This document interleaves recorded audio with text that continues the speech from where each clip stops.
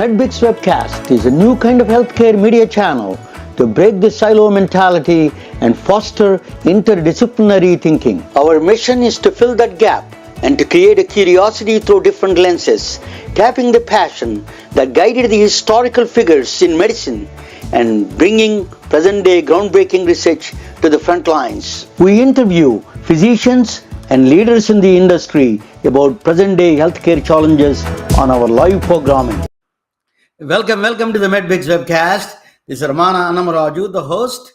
I'm not Albert Einstein, but I'm pretty good. But anyway, we have a guest, supposed to have a guest, Dr. Chris Tangella. He had some emergency came in. He is a regular guest for us. He is always constant contributor. Dovmed.com is a medical encyclopedia. He runs on the web. It is a very interesting. You should go and visit the Dovmed.com. Dr. Chris Tangella is the founder of that organization. He's a professor of clinical pathology. We're going to get him soon, but unfortunately, he cannot make it. He may join in the middle of our programming, but or at the end, if possible. So I'm waiting for anybody to join. But I want to tell you something about this program that I am doing. It is during the pandemic, I designed a daily wear for medicine.com designs for the doctors, science, medicine, mathematics, all together, put together. I created daily wear for medicine.com. I created clothes for the medical students, doctors' bags. You can put these ones. It creates a curiosity. What is the medicine? What kind of things in the medicine? The historical figures from almost the 2nd century AD onwards. Who are the doctors that constantly present and did the wonders for humanity? So I started designing the clothes. There is a wonderful lady. Her name is Jennifer from Omaha. I never met her before. We met online, and then she was a constant contributor for this book and my clothes. She was every day for a whole year. She showed up. I can't go here enough. Thank you, Jennifer. Thank you so much for that unbelievable contribution you made. You are part of the MedBricks. But she was there for 2 years nonstop, 1 year. So she was. After that, I finished the book. And I went and published it in the Amazon. It's called Science is Not a Subject, Science Must Be a Lifestyle. It's all about the stories, about the historical figures, how they contributed. So I don't talk about history. I talk about historical and the present day, even the groundbreaking research, what is going on. I bring them all the way to the top and connect the dots. When you connect the dots, you have a very powerful resources. You can tell the story and all those things. In fact, I will play that. Maybe that I don't know whether I have that. Yeah, I'm going to play that. So let us watch that. What I did. This is the video I'm going to play and watch it. So please, it is very interesting. Okay. Science is real. We brought vaccines with unprecedented speed to face the present global pandemic. But it is not possible without the help of great giants of science and medicine from the past. We are retelling their stories through our patented designs that can be worn on scrubs, t-shirts, printed on conference bags, and endless other promotional materials. Daily Wear for Medicine is the first ever of its kind to create curiosity in medicine through visual art. We at MedBricks are celebrating unsung heroes of the past who made enormous contributions to the field of medicine through our unique campaign called Daily Wear for Medicine. This is Jennifer, Vice President of Branding at MedBricks. Microsoft founder Bill Gates says, reading about history of science and learning about scientists of the past are an integral part of understanding and appreciating the true science. If you want to learn science, reading the history of scientists and the story of scientists about when they were confused and what tools or insights allowed them to make the progress they make. So you have the timeline, or you have the map, or you have the branches of science and what's known and what's not known. So incremental knowledge is so much easier to maintain in a rich way. Talking about scientists, Marie Curie certainly is on top of the list. Despite public shaming about her affair with a colleague, she won the Nobel Prize twice. She designed the first ever medical mobile X-ray trailer called Petite Curie. It saved countless lives during World War I and subsequent wars. She was a prolific scientist and a true feminist of her time. C.V. Raman, scientist from India, and his discovery, called Raman scattering, is fast becoming an invaluable instrument of a diagnostic tool in medical imaging. His discovery is omnipresent in every area of medicine. Paul Dirac of England scribbled a mathematical equation that paved the way for present-day medical wonder called positron emission tomography. It is referred to as PET scan, which is widely used in detecting tumors and cancers with the utmost precision. History might have forgotten Dr. Yallapragada Subbarao, but his contributions to the world of medicine is hidden everywhere. This Indian-born medical scientist created the first ever chemotherapy drug called methotrexate that saved countless children with leukemia. Now, the drug is being widely used for other types of cancers. It is also used in the treatment of ectopic pregnancies, rheumatoid arthritis, and several other conditions. He is instrumental in creating the first broad-spectrum antibiotic drug called tetracycline. Let us bring this iconic man, Dr. Yallapragada Subbarao, who comes from a small town from the state of Andhra Pradesh, India, to the front lines of world history through Daily Wear for Medicine t-shirts. With extraordinary data analytical skills, might have been known as a lady with a lamp in the history books. She was the first woman to use population health analytics to fight infectious diseases. That is Florence Nightingale. British-born aristocrat Florence Nightingale championed the welfare of wounded British soldiers during the Crimean War. She put forward a detailed sanitation infrastructure plan for India to prevent mosquito-bitten malaria and other communicable diseases. She is a brainy mathematician who happened to be a nurse with unbounded compassion to fellow humans. We at Daily Wear for Medicine honor Florence Nightingale through this t-shirt representing every nurse and nursing student following their footsteps of the Nightingale Pledge. We at MedBricks are bringing these remarkable stories through visual art with our patented designs called Daily Wear for Medicine. T-shirts, conference bags, and other forms of merchandise are available through popular online networks.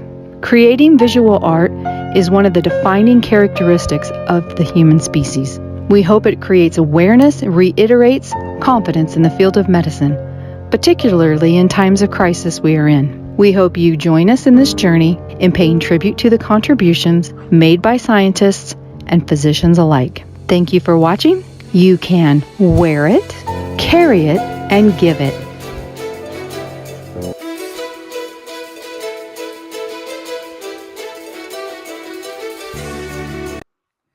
Hello, just give me that a minute. I am inviting somebody guest. Just give me 1 second, sir.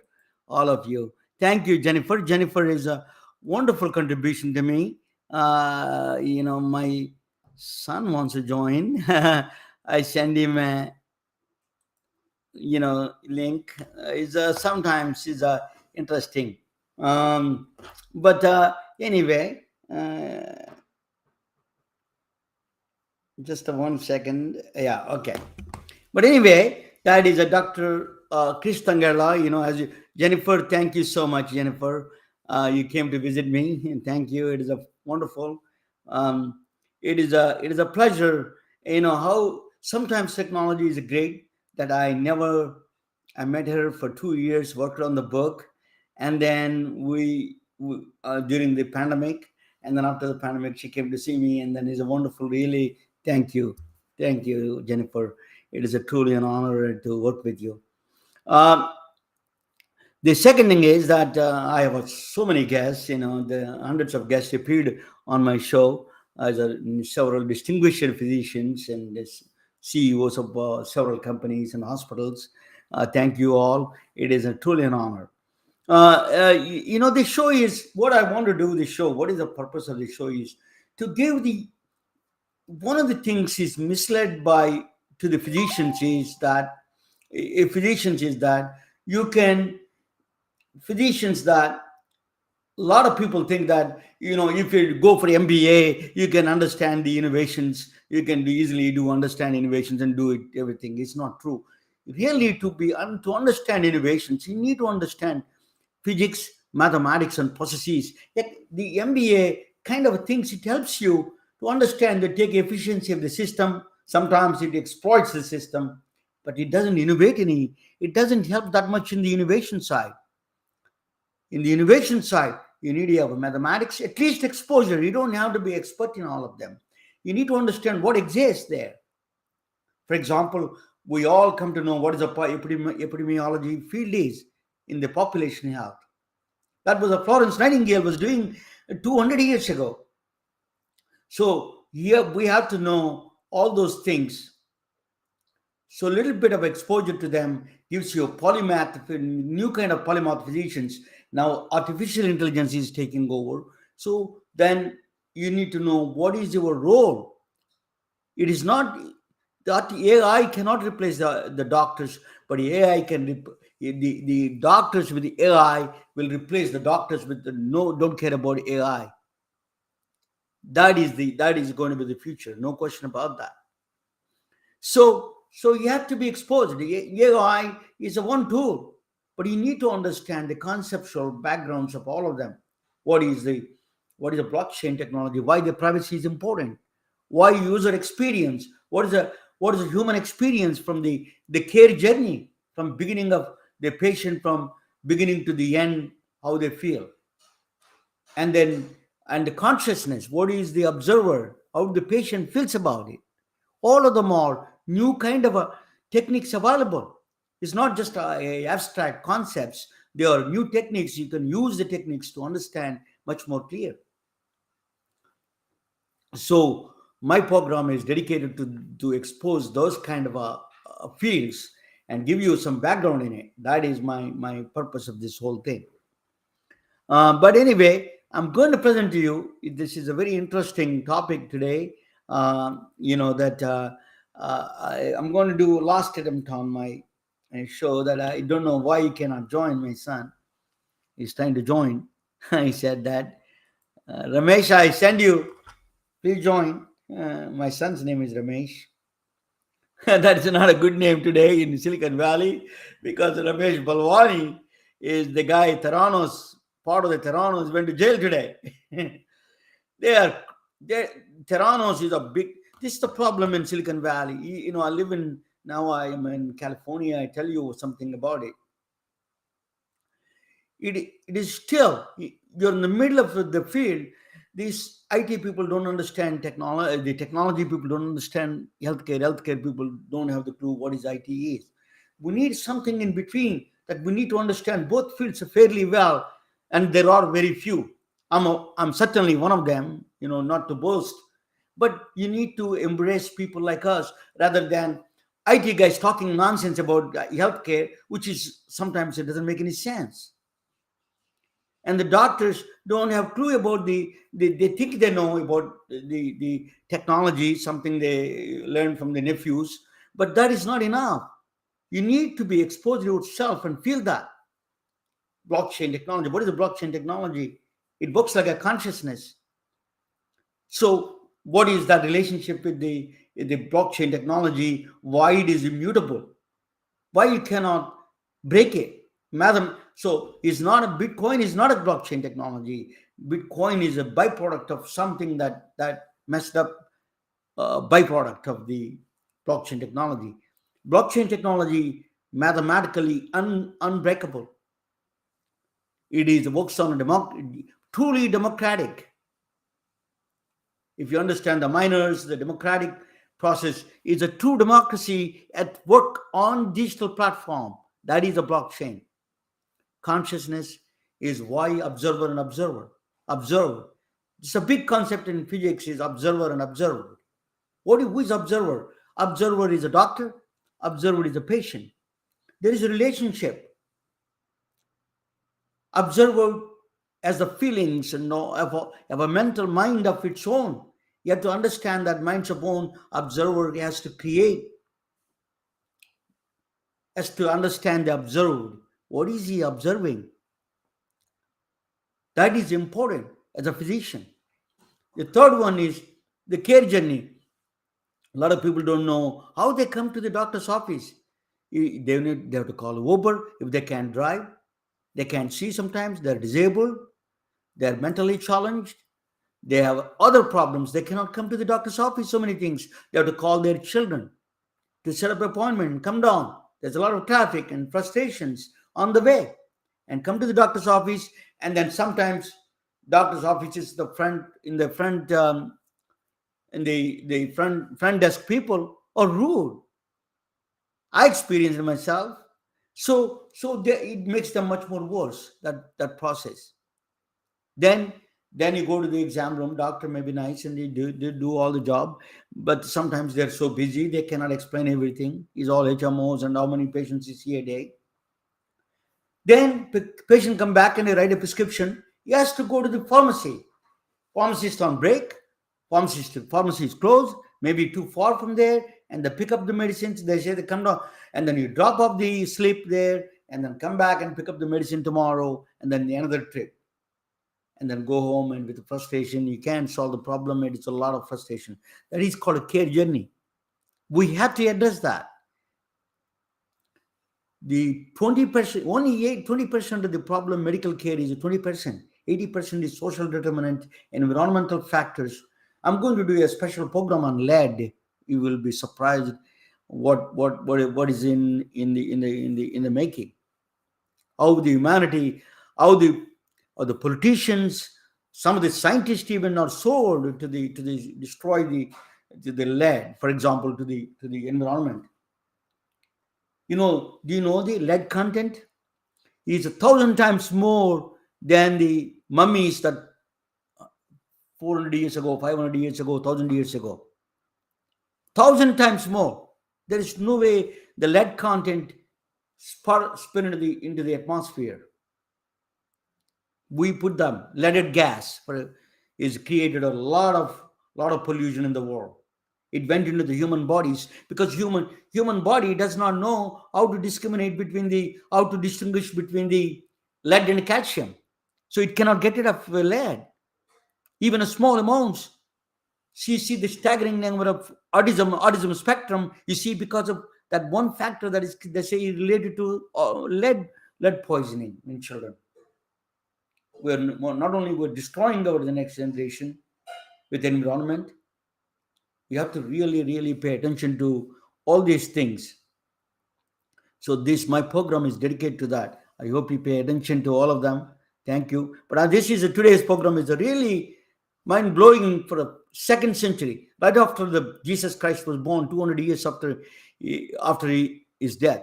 This scientist, this doctor was born. I'm going to talk about his story today. His name is Ji Hong. This 3rd century Chinese physician saved millions of people, but I'm going to talk about him in a second. Vietnam War, everybody knows about Vietnam War. Total number of people killed is 3.8 million in Vietnam War between 1955 and 1975. We don't know the exact estimation, but estimated total number were killed in 3.8 million people. Think about that. It makes no sense, that kind of brutality. 60,000 Americans sacrificed their lives for this war, Vietnam War. So why I'm talking about Vietnam War, you will know in a second. So there is 2 parts of Vietnam, southern Vietnam and northern Vietnam. South Vietnam is supported by United States. and the northern Vietnam supported by China. It's basically indirect war between the China and the United States. So they both were supplying arms and ammunitions, all of them together, with the both of them together. It was a war between China and China and the United States, and it was indirect war between them. So his name is Mao Zedong. He is one of the chairman Mao. He came to power. He was born in 1893. He was a lawyer. He was a librarian, lawyer. He tried all of them. He didn't succeed anything. So can you believe that this guy is a lawyer, brutal dictator? He's a lawyer and a librarian. I can't imagine.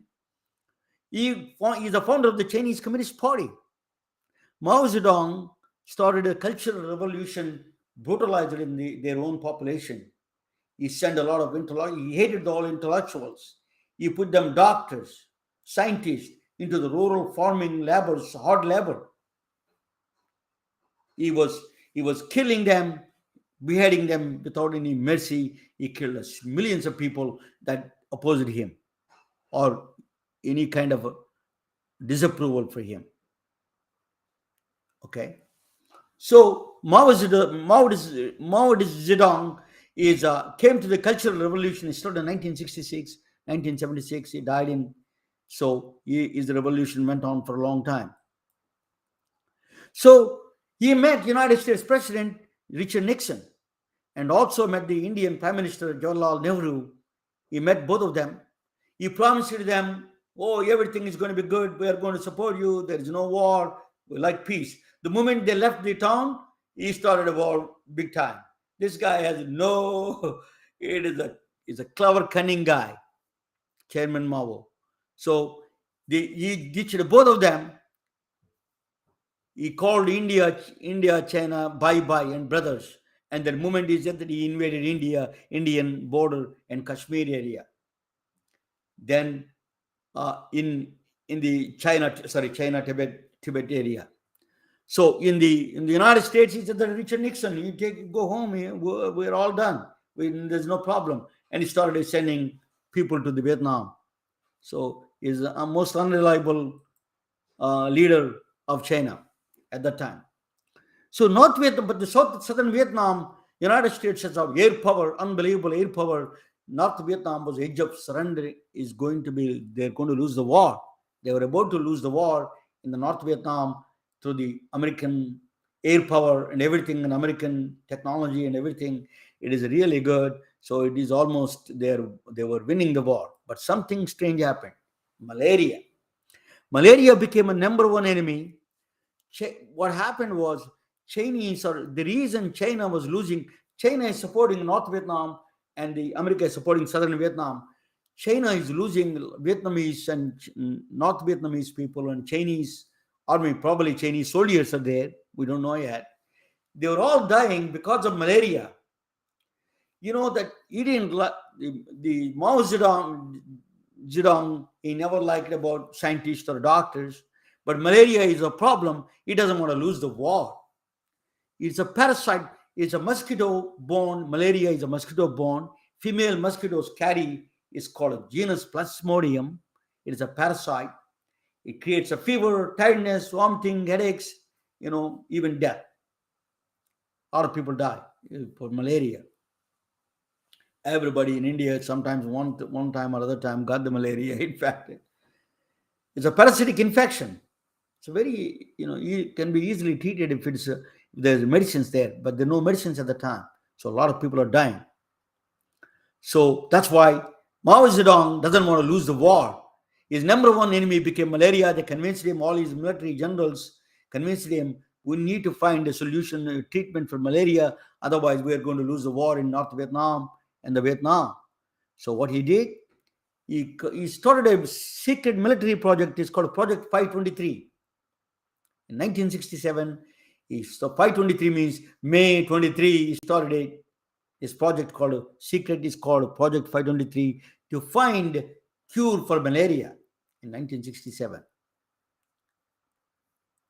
He hired a brilliant Chinese traditional medicine woman She is a Beijing University graduate, medical university graduate of School of Pharmacy. But the pharmacy means they're teaching the traditional Chinese herbal medicine and all those things. Her name is Tu Yuyu. Still, she's alive, believe me or not. She was 100 years old now, still alive. I want to do the T-shirt on her, so she's still alive. I cannot do it. So Tu Yuyu was hired by Mao Zedong to head the project of Project 523, secret military project to find a cure for the malaria. So the problem is there is a let us keep the story behind this 1 minute. I want to tell you a different gentleman here. His name is Ji Hong. He's a physician and a pharmacologist, born right after 300 years after Jesus Christ. He was born in China. He was a Chinese physician. He's a linguist. He's a true polymath, like philosopher, politician, and a writer. He was writing children's stories, believe me or not. So he was everything. He was a military commander actually for his province, and then he was waging war in the next provinces to get the books. He loved the knowledge. He wanted to acquire the libraries, so he declared a war. I love him for that. That's a definitely good one to do. So traditional Chinese medicine is 2,000-year-old medicine. It is based on three basic faculties of the medicine: acupuncture, the pins that Western people know. You go to the pins and some points. They use a holographic idea of the image of the human being, and then they put the punctures, they put the pins. Tai Chi is a kind of a posturing mechanism that will solve the problems of Tai Chi. Tai Chi is the exercise program. That is a good one. And then herbal medicine based on plants and then animal bones and animal meat and all those things.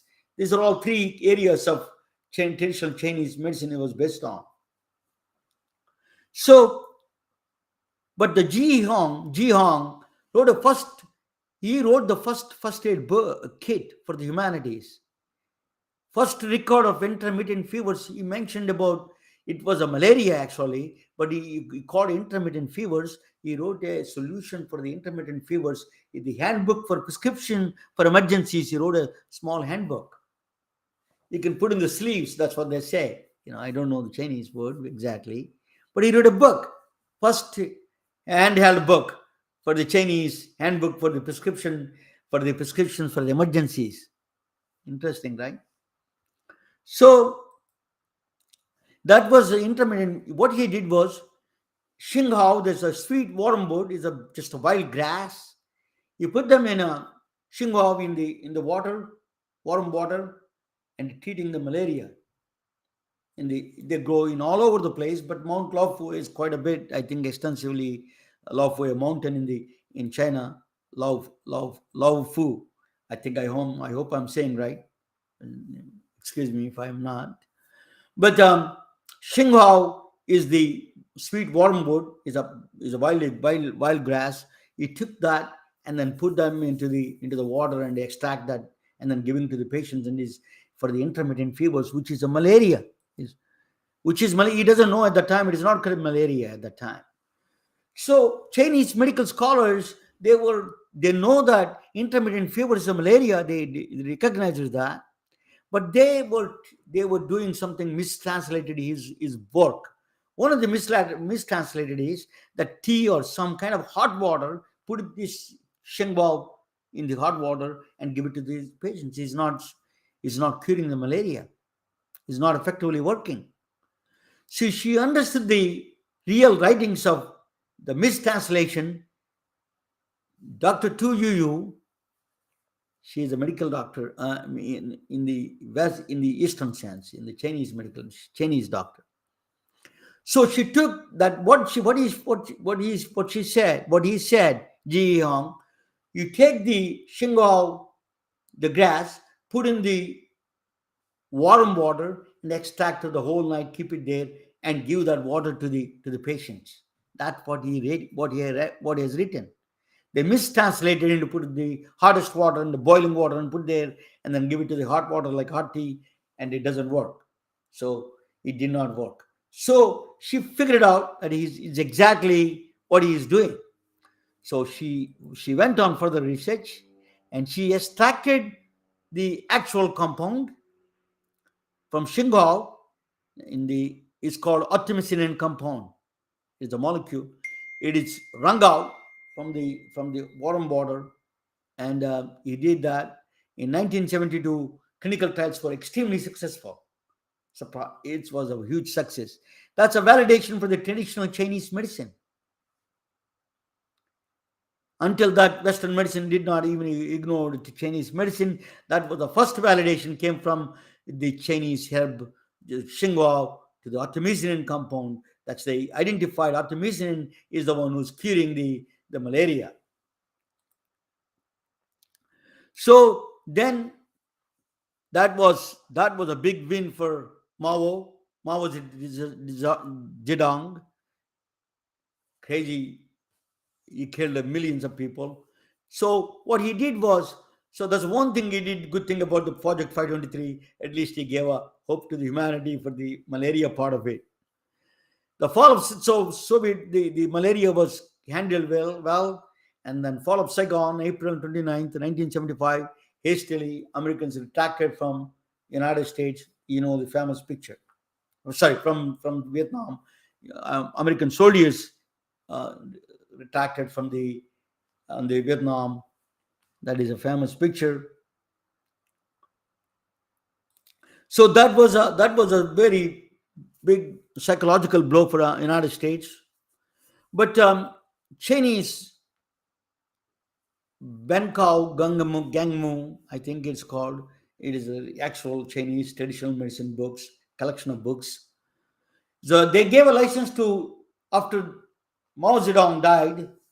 Then after that, they gave a license to Novartis to produce the malaria drug, that is anti-artemisinin. So they produce Novartis produced in large quantities, and still they use that combo medicine for malaria even now. So that is a huge success of the Project 523. 523 is abandoned after. So in actually 1982, the project was abandoned. 523. Dr. Tu Yu, non-Western medical doctor. She didn't learn anything in Western medicine. She won the Nobel Prize in medicine in 2015. She won the Nobel Prize in 2015 in medicine for the invention of the artemisinin compound. She also won the Lasker Debicki Award, one of the most prestigious medical awards she won. She came to the United States. She visited around the country. She was already old at the time. She was tired, but she came down. She's 100 years old now, still alive. So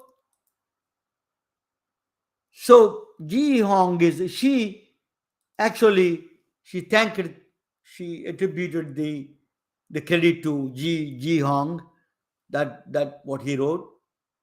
In fact, we all owe him. So Ji Hong there is a village there, Mount Lufu. He was a little bit eccentric guy. He was practicing in a rural town, provided really a true physician. He was providing to the care people who badly needed in those mountainous areas near Tibet and the Mongolian areas, I think. I don't know. People can. So he was practicing there. He lived long enough to really serve the people there. Free clinic. He was doing a lot of clinical trials. In fact, there is in Zhejiang province, there is a GE village. There is a GE peak, that's called mountain. He's a very folk hero. Everybody knows his name. He's a very popular guy in that area. But what I was impressed by him in third century physician, he gave what is the first scientific method it is.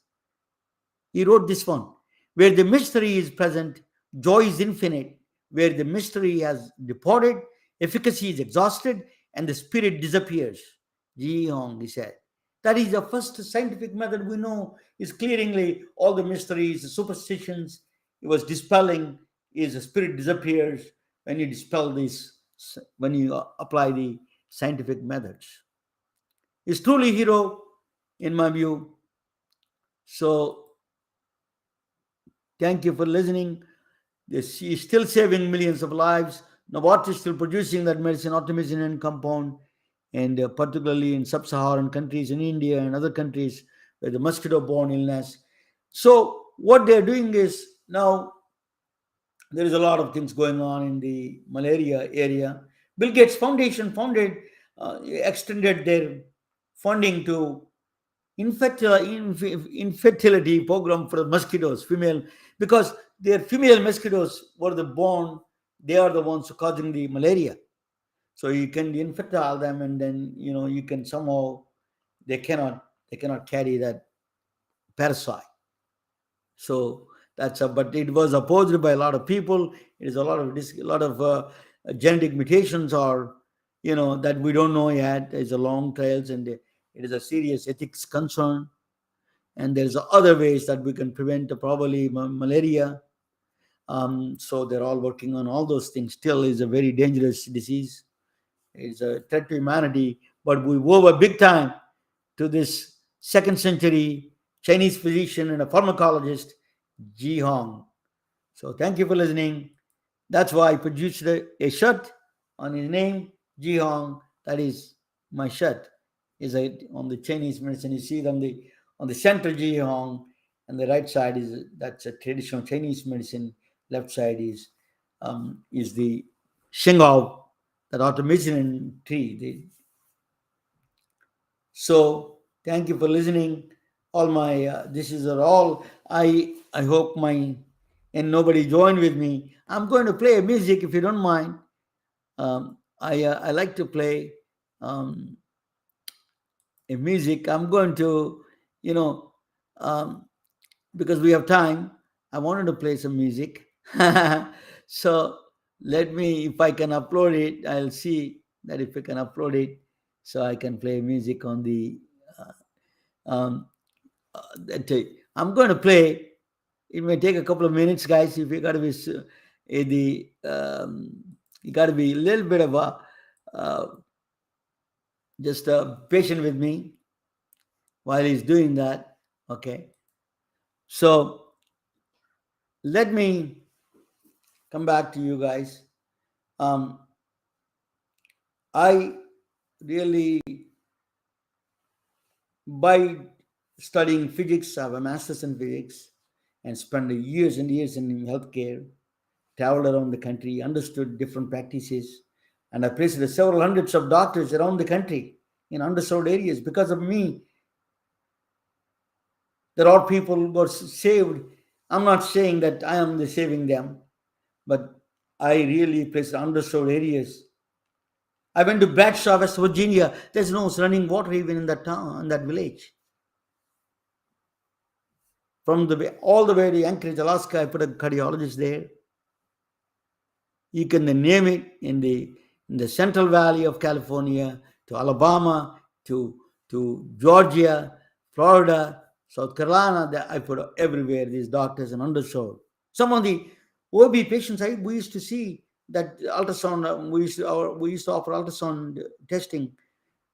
They're having in rural Georgia. This is one of the most advanced in the country. They didn't even know they were having twins until 7th, 8th month, because they cannot afford the ultrasounds. We have something seriously wrong with the healthcare system. That's why I'm doing this. My father was a teacher and a doctor in a small village in India. Like a Ji Hong. He provided on a bicycle a lot of care for people. He's a brilliant doctor and he's a teacher. There was no doctors in my hometown. So they did that, and he was the only one can read and understand English, can read and write in English. So he became a doctor. He's a brilliant. Actually, He was a vivacious reader. So these kind of people, unsung heroes of science and medicine, we cannot forget. These are the true heroes of medicine. We need the doctors like that who provide a true care for patients. That's a noble profession. The preachers, teachers, if we abuse that position, that's a problem right there. That's the problem we are having. I always talk about Plato's philosophy. I love Plato. Plato is a Western. He proposed it as a Bhagavad. He proposed he wrote a philosophy called theory of forms, which is the Bhagavad Gita of Western philosophy, the Western Bhagavad Gita. He gave a roadmap to the humanity, particularly you can apply to the healthcare even. What he said was there are two worlds: world of ideals, the principles, world of objects. So if you apply, what do you mean by that is world of ideals means highest principles, taking care of sick, understanding the pain, be compassionate. These are the highest principles of the theory of that's world of ideals. World of objects,